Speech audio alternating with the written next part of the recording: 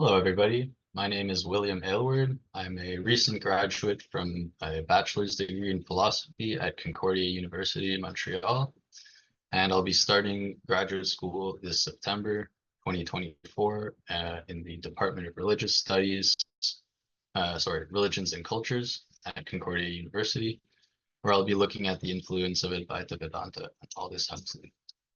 So the title of my talk today is Reconciling Domains, the Clinic, and the Church.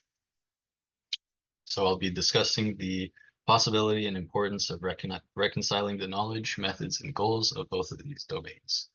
You'll notice the RE prefix here is under parentheses, and this is just to kind of keep the door open for positions that might take the view that there's perhaps no reconciling to be done, and that the two domains have perhaps always been in a sort of conciliated relationship. Despite this, let's still look at this problem in order to rid any skepticism of these two domains being together. So the agenda for this presentation, I'll first be starting with some background on philosophy, religion, and science, and then looking at the problem, which is the division of these two domains, and then looking at a sort of debate in contemporary psychedelic research that sort of exemplifies this division.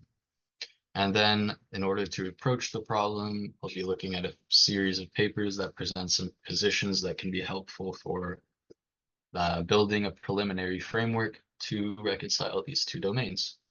And finally, in the conclusion, I'll be presenting this preliminary framework along with some speculations about what future work must be done. So philosophy is generally divided into logic, epistemology, metaphysics and ontology, and axiology. Axiology is concerned with the nature and criteria of values and value judgments. So this is mainly ethics and aesthetics. Logic, often seen as the foundation of all philosophy, looks at the laws of valid inference, deduction, and induction. Epistemology looks at the nature and sources of knowledge. Metaphysics and ontology look at the nature and existence, the nature of existence and existing things, and tries to give accounts of things like causation, identity, time, space. And then you also have metaphilosophy, where there's inquiries about what even philosophy is. Science, you can look at this quote here from Bertrand Russell. Science is generally the attempt to discover by means of observation and reasoning based upon it, first particular facts about the world, and then laws connecting those facts with one another. This is generally done along the scientific method, which begins with observation and then hypothesization about the phenomena observed, followed by an experimentation and then analysis of the results in order to deduce a conclusion, which is oftentimes just a rehypothesization about the phenomena at stake. Religion is generally seen as synonymous with theology. Theology can be simply thought of as articulations about God. So from the Greek, theo is God and logos is word or articulation. So theologos, articulations about God, talking about God. Cosmogony concerns the accounts of the creation of the world and the universe. Another aspect of religion includes mythology, so stories passed down through generations and the interpretation of those stories. Other aspects of religion include tradition, so learning from ancestral experience, or heritage, the conservation of objects of culture, so not only artifacts, but also values and environments, not only man-made environments like buildings, but also natural environments like sacred mountains or rivers. And then interestingly, religion also includes philosophical inquiries and often answers to those inquiries. So inquiries in epistemology, metaphysics, ethics, ontology, etc. So before jumping into the problem, I want to start with this sort of prompt question for the audience. This question is, if you look at these three Venn diagrams here on the left, which of these best represents the relationship between scientific and religious knowledge? And then based on your answer, I want you to sort of reflect perhaps on what are the consequences of that position for the scene of psychedelic healing. So this sort of is where this problem can be sort of seen in clear light. So based on whatever some experts might think about this question between the Venn diagrams, their position has consequences for the scene of psychedelic healing. So although I have three Venn diagrams here, there's generally four different approaches one can take to this relationship. The first is the independent model, where the objects, aims, and methods of both sides are seen as completely different. And then you have, corresponding to Venn diagram B, you have either a conflict model or a dialogue model. So in both of these cases, the methods, aims, and objects are same or similar, possibly differ. But in the conflict model, they're in competition, whereas in the dialogue model, they can have a fruitful discussion between each other. And finally, you have the integration model, where the findings of science are seen as things that can contextualize or supplement theological explanations or reformulate and refine theological explanations. So example of this would be something like theistic evolution, which attempts to account for um, biological evolution while still accounting for Christian theology and divinity.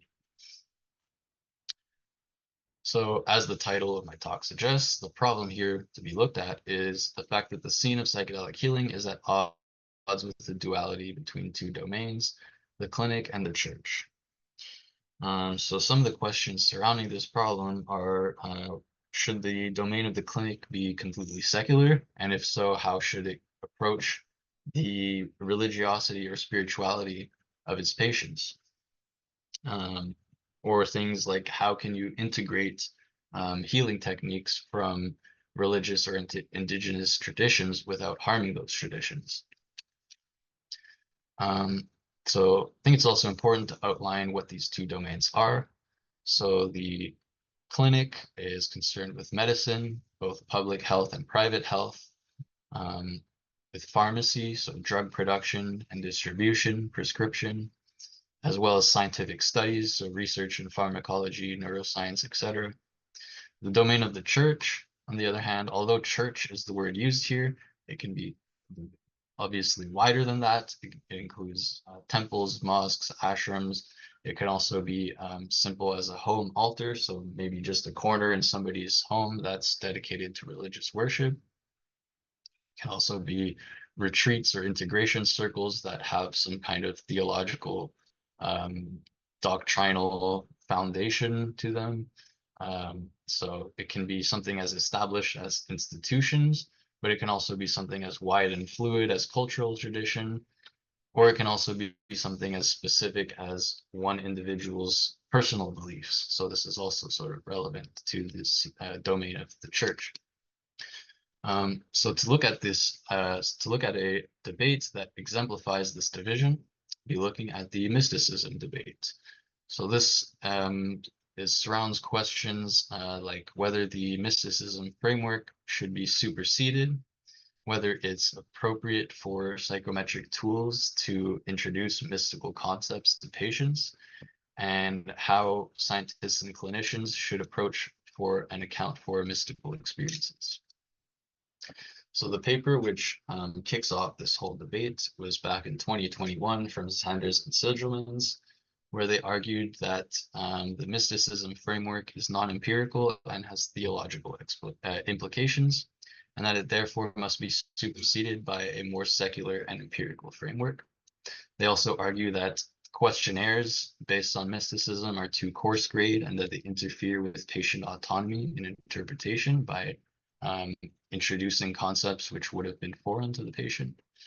It also invites a sort of black box mentality where you just slap this mystical label on the phenomena and it's not actually being observed in as much detail as it could be.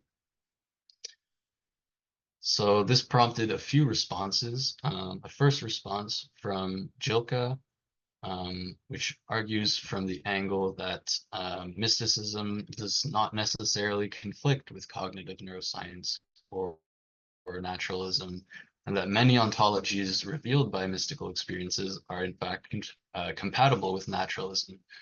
So, for example, monism and panpsychism. They also add that, sorry, it's one author, adds that researchers, clinicians should not judge on the veridicality of experience, nor should they attempt to psychologize or neurologize subjective worldviews. A second response from Brexima and Elk argues more generally that mystical experiences are in fact relevant. They can be studied empirically, rather than superseding the concept or framework of mysticism. We should investigate all possible angles of mystical experiences. So not only the neurobiological, cognitive, chemical, psychological, but also the autobiographical, emotional, religious, theological, mystical. And both of these authors agree with Sanders and Zigelman that better questionnaires are needed. The current ones are too coarse grade. A third response from Armour, Garb, and Earlywine takes a slightly different approach where mystical experiences are accounted for, while mysticism is relegated to a fictional status. So they present this view of mystical fictionalism based on mathematical fictionalism presented by Hartree Field in 1980. So Hartree Field is a nominalist and denies the existence of abstract objects. So this runs against Platonism. So Plato argued that there's a world of forms where you have numbers, geometry, and the forms of things. So in the physical world, you have, for example, physical apples. And then in the world of forms, you would have the form of an apple, which all these physical things are based on the form of it. And then you also have forms of concepts like goodness, justice. So Field is a nominalist and denies Platonism, denies the existence of abstract objects.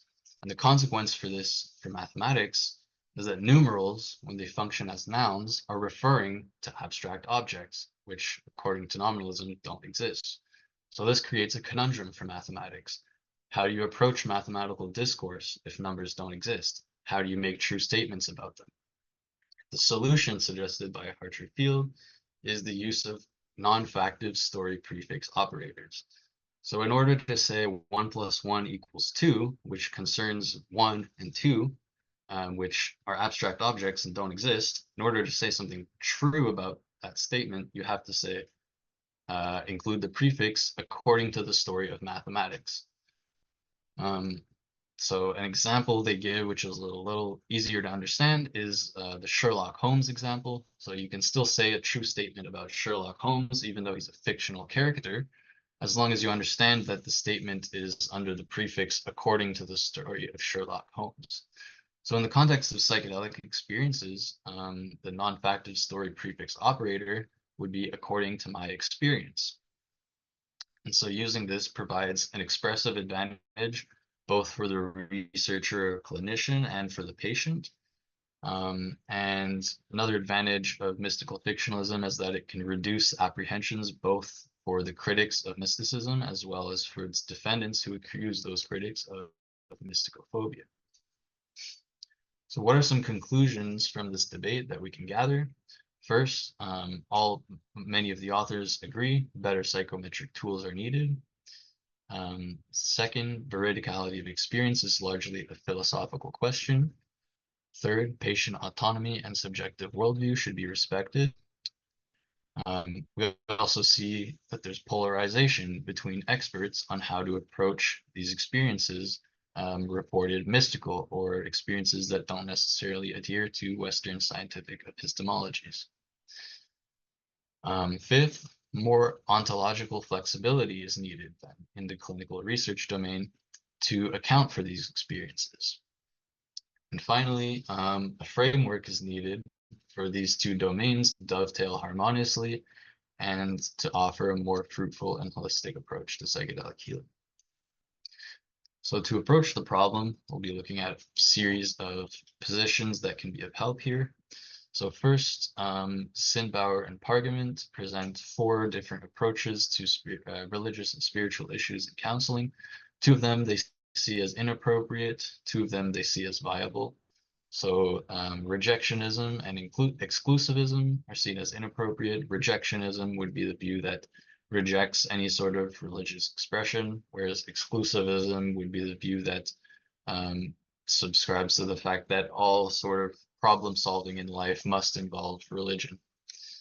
The 2 more viable options are pluralism and constructivism. So pluralism assumes the existence of an absolute reality and sees religions as various paths to approaching that reality.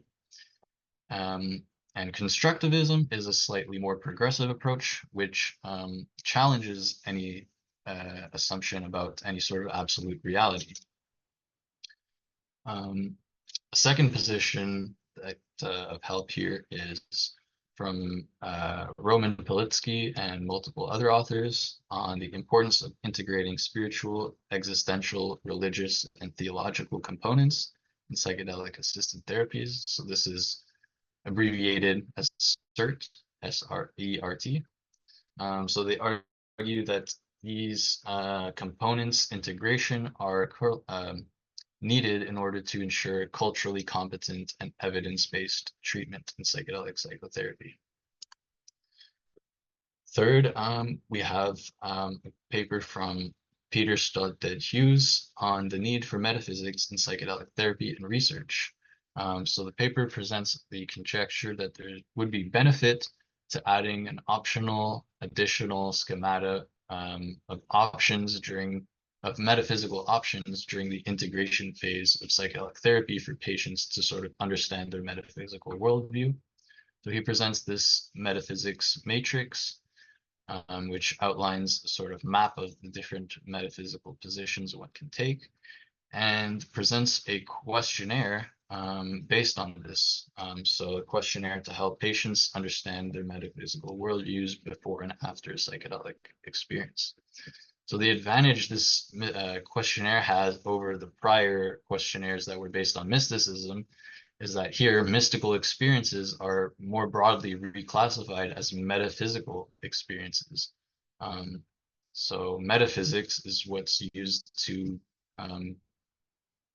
sort of open the black box of mysticism, I guess you could say. And finally, from Andre van der Braak, a recent book called Ayahuasca as Liquid Divinity, Ontological Approach. So he argues that previous attempts to account for psychedelic experiences are too Cartesian in the sense that they assume a separation between a sort of inner and outer world. What's also important to note is that this book looks at ayahuasca religiosity, and this is slightly different or quite different from the common clinical approach, or you could call it the Alan Watts hang up the phone approach. So once you get the message, hang up the phone. However, ayahuasca religiosity is different in the fact that you're picking up the phone again and again and again, taking ayahuasca regularly and forming a relationship with this brew. So Andre van der Braak looks at the work of a French philosopher, Bruno Latour, and actor network theory, and he uses Bruno Latour as a sort of philosophical diplomat to approach the problem of accounting for psychedelic experiences. So according to this actor network theory, there's no opposition necessarily between any sort of inner or outer world, between subject and object, between any sort of natural or supernatural realm. So under this actor network theory, something like believing in spirits, which would be seen as supernatural, is seen as very natural. It's just simply connecting with actors.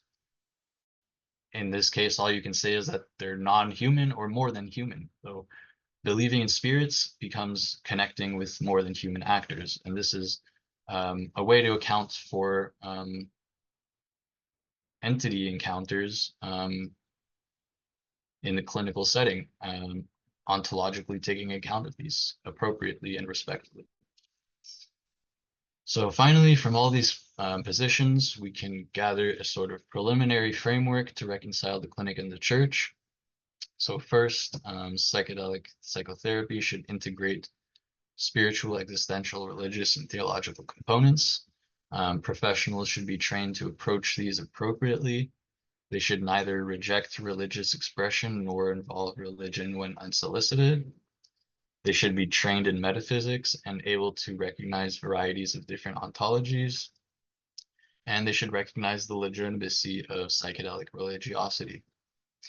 So based on this limited scope of the papers discussed here, most of these focus on how to approach religious issues in the clinical setting. However, there wasn't much talked about on how to approach perhaps clinical issues in the religious setting. So this leaves the room for future work here in order to continue this framework. So this would look at perhaps outlining if and how legal frameworks could be involved to mediate psychedelic healing in religious settings like ceremonies. So this would include like a question, perhaps like, would a healthcare professional be a mandatory presence in a psychedelic ceremony? So that pretty much concludes my presentation. I'd like to thank everybody at IPN and PsychedelX, especially the organizers, my team member Marcus, peer reviewer Luke Johnson, and especially my talk coach Elena Jaster, and all my prior teachers and professors and family. Thank you.